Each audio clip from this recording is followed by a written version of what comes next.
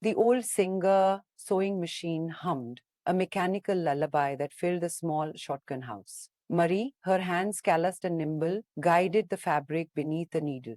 It was a vibrant Kenti cloth, alive with yellows, reds, and greens, destined to become a graduation stole for her granddaughter, Imani. Imani, who was about to graduate from a university that, just a generation ago, wouldn't have considered her kind. Marie paused, her gaze drifting to the photograph on the wall, a younger version of herself, picketing outside a segregated Woolworths.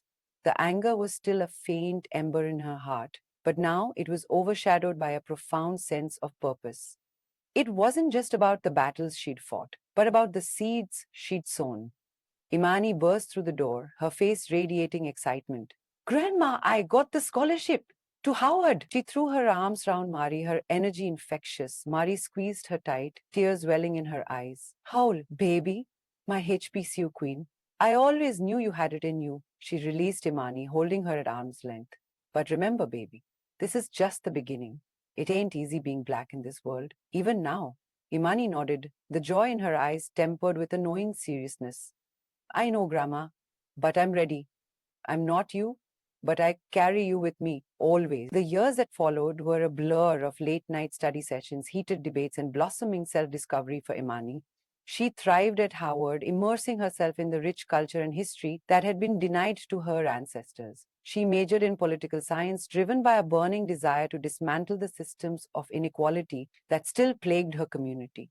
But the world outside Howard's gates remained a battlefield. Imani faced microaggressions, subtle but persistent reminders of her otherness.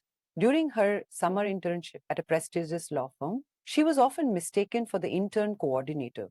In seemingly casual conversations, colleagues questioned her qualifications, her ambitions, her very right to be there. One particularly difficult day, Imani called Marie, her voice trembling. I don't know if I can do this, Grandma. It's like they don't see me, they just see my skin. Marie listened patiently, her heart aching for her granddaughter. When Imani had finished, she spoke softly. Baby, they never will see you. Not the real you.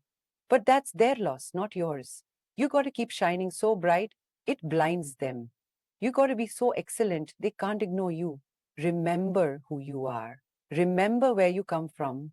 Marie reminded Imani of their ancestors, those who had endured far worse and still found the strength to fight for a better future. She told her stories of resilience, of quiet acts of defiance, of the unwavering faith that had sustained them through generations. Your name, Imani, means faith in Swahili. You were given that name for a reason. Have faith in yourself, in your abilities, in your purpose.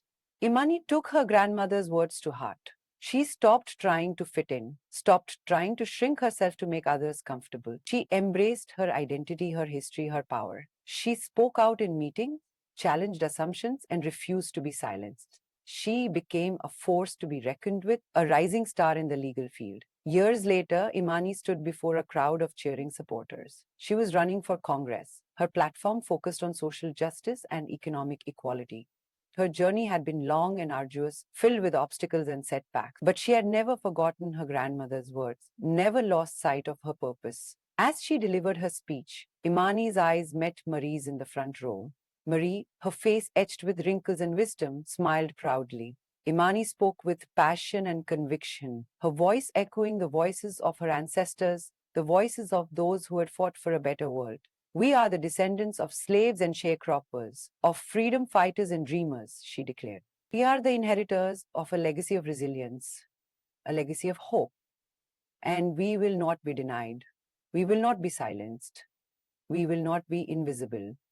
The crowd erupted in applause, their cheers a testament to the power of one woman's journey, a journey fueled by faith, resilience, and the unwavering love of a grandmother who taught her to sew not just fabric, but the very fabric of her identity. It was a shared identity, a complex weave of triumph and pain, hope and struggle that bound them together generation after generation. It was the kente cloth that would never unravel, no matter how strong the winds blew.